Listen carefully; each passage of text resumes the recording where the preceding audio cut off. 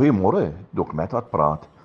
Ek staan op 'n balkon en ek kyk uit oor die see en ek sien dit is donker, dis mistig, so fyn reentjie wat val. En ek sê vir myself, as daar nou verbygaande bote is en hulle radarstelsels is nie reg nie, dan gaan hulle verseker hulle self te plettery teen die rotse aan my linkerkant.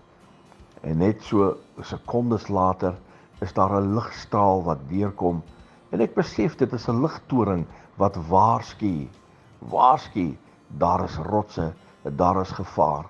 My liewe vriend, Jesus is altyd daar om ons as kinders van God te waarsku. Sy strale skyn altyd, hy is altyd daar tot ons beskerming. Soos wat hierdie lighuis sy strale uitgegooi het, so gooi Jesus sy strale uit oor u, om u pad vir die gelyk te maak, om u pad vir die helder te maak.